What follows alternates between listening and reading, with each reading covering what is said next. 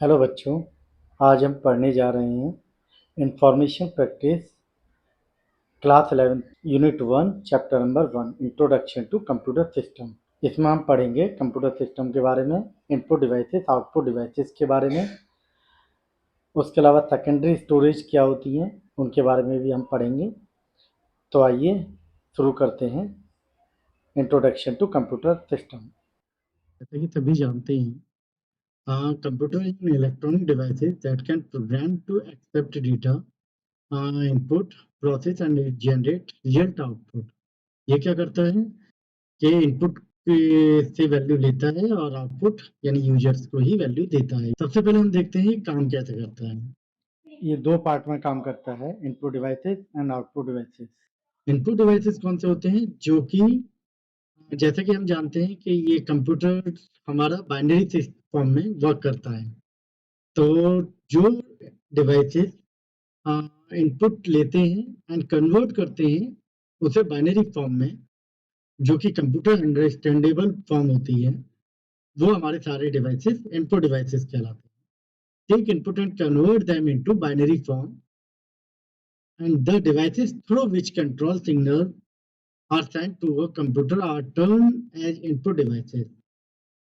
ठीक है, तो इसमें ये क्लियर हो रहा है कि हमारी डिजिटल फॉर्म में कन्वर्ट करते हैं जो ह्यूमन लैंग्वेज फॉर्म होती है। इसमें एग्जाम्पल ले सकते हैं हम, कीबोर्ड है, माउस है, स्कैनर है, टच स्क्रीन है।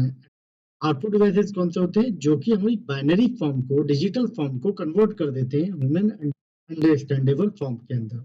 The devices that receive data from A computer system from display physical production, यानी ये क्या होते हैं, ये हमारे क्या करते हैं, डिजिटल फॉर्म को ह्यूमन लैंग्वेज फॉर्म के अंदर कन्वर्ट कर देते हैं। एंड इसके एग्जाम्पल मान सकते हैं, मॉनिटर है, प्रोजेक्टर है, हेडफोन है, स्पीकर है, प्रिंटर है। इसमें मेन पार्ट होता है आपका सेंट्रल प्रोसेस यूनिट। सबसे पहले मेन पढ़ते हैं हम सेंट्रल प्रोसेस यूनिट को, CPU. It directly guide and control the perform of our computer. ये एक तरह से ब्रेन ऑफ कंप्यूटर माना जाता है, जिसे माइक्रो प्रोसेसर कहते हैं हम। और ये क्या करता है, हमारे पूरे सिस्टम्स को कंट्रोल करता है। Take a input and given a output. Control unit क्या होता है, सेंट्रल नर्वस सिस्टम है और सारी चीजों को कंट्रोल करता है। अर्थमेटिक लॉजिक यूनिट, अर्थमेटिक जितने भी ऑपरेशन अर्थमेटिक वाले होते हैं, वो हमारे सारे अर्थमेटिक लॉजिकल यूनिट के अंदर होते हैं। बच्चों, रजिस्टर्ड क्या है, रजिस्टर्ड एक्चुअली जब हम कोई प्रोसेसिंग करते हैं तो उस समय में टेम्परेरी स्टोरेज की जरूरत होती है। कोई भी प्रोसेसिंग होने के लिए, कोई भी डेटा है हम, वो टेम्परेरी स्टोरेज होने के लिए जरूरत होती है। और ये प्रोसेसिंग टाइम पर डेटा को स्टोर करते हैं, वो हमारे पास क्या कहलाते हैं, रजिस्टर्ड कहलाते हैं। जैसा कि हम जानते हैं कि फ्यूचर में डेटा को यूज करने के लिए हमें मेमोरी की जरूरत होती है। और मेमोरी एक्चुअल में है क्या, कंप्यूटर अंडरस्टैंड ओनली 0 और 1 लैंग्वेज। क्या है, केवल 0 और 1 की लैंग्वेज समझता है कंप्यूटर हमारा। And computer system is binary number two store and process data. The particular 0 और 1 called bit and 4 bit combined together from nibble and 8 bit combined together from byte। 0 और 1 को हम क्या कहते हैं, बिट कहते हैं। 4 बिट का डेटा जो होता है वो निबल कहलाता है एंड 8 बिट का data we called a byte. इसी तरीके से हमारा जो बाइट सिस्टम है वो बढ़ता चला जाता है, जैसे केबी किलोबाइट होता है, एमबी होता है, मेगाबाइट होता है, जीबी होता है, gigabyte, TB terabyte, PB petabyte, EB exabyte, zettabyte and yottabyte. इस तरीके से हमारे डेटा स्टोर होता है। उसके बाद हम पढ़ते हैं type of memory. It's divide into two parts. Firstly random access memory and read only memory. We have defined a RAM and ROM. First इसका डिफरेंस होगा random access memory and read only memory. Second is RAM हमारी क्या होती है, temporary memory होती है। And रोम जो होती है वो हमारी परमानेंट मेमोरी होती है। Third is volatile memory. Volatile memory means है, अगर हम कोई काम कर रहे हैं और उस समय हमारी पावर कट हो जाती है तो हमारा जो डेटा होता है करंटली वर्किंग का, वो सारा डिलीट हो जाता है। रोम के अंदर हमारा डेटा परमानेंटली स्टोर होता है और ये नॉन वॉलेटाइल मेमोरी होती है। और लाइट चली जाती है तो हमारा डेटा लॉस नहीं होता है। And fourth is read and write memory, और ये केवल क्या होती है, read only memory. Next is a type of memory in secondary memory. Secondary memory में क्या होता है कि हम परमानेंटली डेटा को सेव कर लेते हैं। क्या एग्जांपल्स हैं आपके सेकेंडरी मेमोरी के? Zip disk, hard disk, floppy disk. Use of memory sticks होती हैं जिसमें पेन ड्राइव होती है, सीडी डीवीडी होती है। सिस्टम बस, व्हाट इज सिस्टम बस? System bus means that data need to be transferred between the CPU and primary memory, as well as between the primary and secondary memory. हमारा CPU से primary तक भेजने के लिए या प्राइमरी से सेकेंडरी मेमोरी तक भेजने के लिए जो भी वायर्स का यूज होता है, जहाँ ट्रांसफर होता है डेटा हमारा, वो सारी हमारी बस कहलाती है। Data are transferred between different component of a computer system using physical wire called bus।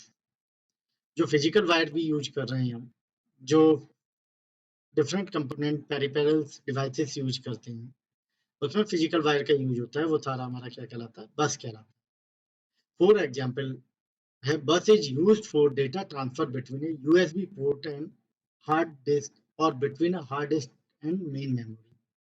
बस तीन तरह की होती है हमारे पास। Data bus to transfer data between different component. दूसरा होता है हमारा एड्रेस बस, जो कि ट्रांसफर करता है address between CPU and main memory के अंदर। और कंट्रोल बस कम्युनिकेट करती है control signals between different component of a computer. अब हम पढ़ते हैं सॉफ्टवेयर।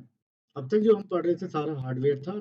हार्डवेयर क्या होता है? जो all tangible parts are called hardware, and software means all untangible parts are called software. जो अनटेंजिबल पार्ट मीन्स जिसे हम देख और छू नहीं सकते हैं, वो सारे पार्ट्स क्या कहलाते हैं? अनटेंजिबल पार्ट्स कहलाते हैं। नीड ऑफ सॉफ्टवेयर, क्या जरूरत है इसकी?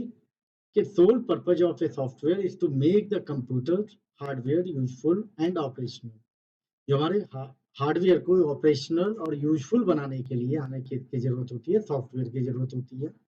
सॉफ्टवेयर में टू टाइप्स ऑफ सॉफ्टवेयर हम यूज करते हैं। फर्स्ट है सिस्टम सॉफ्टवेयर, सेकंड है एप्लीकेशन सॉफ्टवेयर। जैसा कि इसमें देख रहे हो आप, एप्लीकेशन सॉफ्टवेयर है, उसके बाद सिस्टम सॉफ्टवेयर, और फिर हमारे हार्डवेयर है। को यूजफुल बनाने के लिए हमें सिस्टम सॉफ्टवेयर और एप्लीकेशन सॉफ्टवेयर की जरूरत। फर्स्ट है system software. A system software known how to operate and use different hardware components of a computer. It provided services directly to the end user or some other software. इसमें 3 types होते हैं: operating system, system utility and device driver. Operating system क्या होता है? The operating system is a system software that operate the computer. Computer को जो operate करने के लिए जरूरत होती है, वो क्या होती है? ऑपरेटिंग सिस्टम की होती है। ऑपरेटिंग सिस्टम हम देखते हैं, विंडो ऑपरेटिंग सिस्टम यूज करते हैं, लाइनक्स यूज करते हैं, एंड्रॉइड एप्लीकेशन यूज करते हैं। ये सब क्या है? हमारे ऑपरेटिंग सिस्टम्स हैं। The operating system manage other application program and provided access the security to the users of the system. Type of operating system क्या है? How data is enter into the system. Single user operating system हम use करते हैं, multi user operating system use करते हैं। ये different different type के operating system हम यूज करते हैं। मल्टीटास्किंग ऑपरेटिंग सिस्टम यूज करते हैं, मल्टी प्रोसेसिंग है, एम्बेडेड है, रियल टाइम, ये सब example of operating system. Language processor, this is a part of operating system. और ये क्या होता है कि कंप्यूटर, क्योंकि हमें पता है कंप्यूटर क्या है, हमारी मशीन लैंग्वेज को जानता है, यानी 0 और 1 की लैंग्वेज को जानता है। Operating system communication between two application. और लैंग्वेज प्रोसेसर क्या करता है? Language processor is a convert assembly language to machine code और programming language to machine code.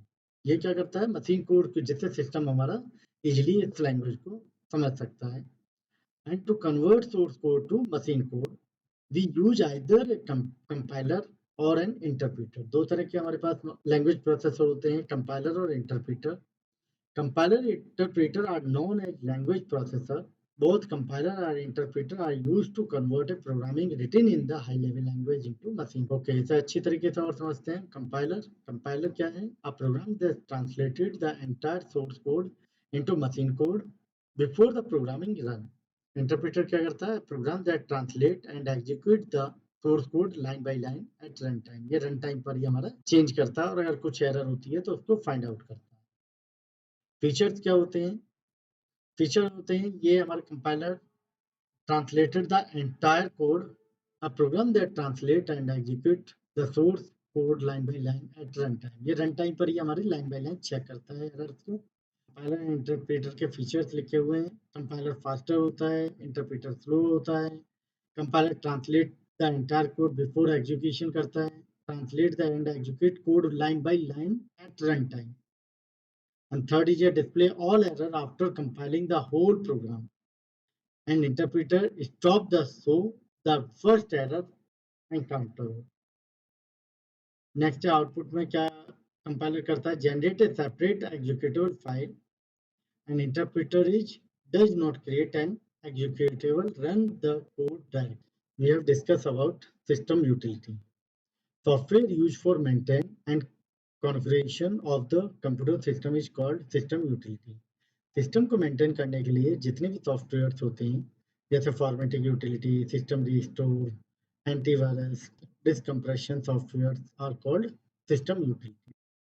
Device driver, daily हम अपनी लाइफ में न्यू चेंजेस देखते हैं जिसके कारण न्यू डिवाइसेस हम यूज कर रहे हैं। Everyday new devices and component are being added to a computer system. Driver का क्या काम करता है? Along to operate all the existing and new devices. ये क्या करता है? ऑपरेटिंग सिस्टम और डिवाइसेस के बीच में कम्युनिकेट करने का काम करता है। Where each devices has device characteristics and responsibilities for overall control, operations and management of a particular devices at the hardware level is delegated to its device driver. तो ये क्या करता है? सारे ड्राइवर्स क्या करते हैं? डिवाइसेस और ऑपरेटिंग सिस्टम के बीच में कम्युनिकेशन का काम करते हैं। Each device's driver acts as an interface between the devices and operating system। Now we have discussed about general purpose software, the application software developed for generic application, जो कि हमारे general purpose के लिए use किए जाते हैं, जैसे LibreOffice, आपका कैलकुलेशन स्प्रेडशीट्स, एडोब फोटोशॉप, मौजूदा वेब ब्राउजर्स एक्सेट्रा। नेक्स्ट है customer software. Customize software special purpose for special task के लिए यूज किए जाते हैं, जैसे हमारे अकाउंटिंग सॉफ्टवेयर्स होते हैं, बैंकिंग सॉफ्टवेयर्स होते हैं, इन्वेंटरी सॉफ्टवेयर्स होते हैं। ये सब हमारे कस्टमाइज सॉफ्टवेयर कहलाते हैं। Now we have discuss about last topic, data capture and storage and retrieval. Data capturing, it involve the process of gathering data from different sources into the digital form, just like a barcode reader, keyboard. ये सब हमारे क्या हैं? Data capturing tools हैं। Next है data storage. आजकल के date में देखिए data storage produce at a very high rate and therefore data storage has become a challenging task. Data storage क्या है? एक चैलेंजिंग टास्क है, क्योंकि दिन ब दिन हमारा स्टोरेज इतना ज़्यादा होता जा रहा है जिसकी हमें बहुत ज़्यादा ज़रूरत होती है। In large organisation, computer with larger and faster storage called data servers are deployed to store vast amount of data। Next is data retrieval. It involves fetching data from the storage devices for its processing as per the user requirement। User के requirement के according data storage से data सही correct data लाना is called data retrieval। Data deletion and data recovery। Data deletion क्या होता है? जैसे कोई वायरस आ गया हमारे से, तो हमारा डेटा डिलीट होता जाता है, उसे रिकवर करने में ये प्रोसेस यूज होते हैं, डेटा डिलीशन एंड रिकवरी। या हमारी हार्ड डिस्क क्रैश हो जाती है, या हैकर्स ने हमारी डेटा को हैक कर लिया और उसे डिलीट कर दिया, तो वहाँ से डेटा को रिकवर करना it's a big task, that is called data deletion and recovery process. Thank you and have a nice day.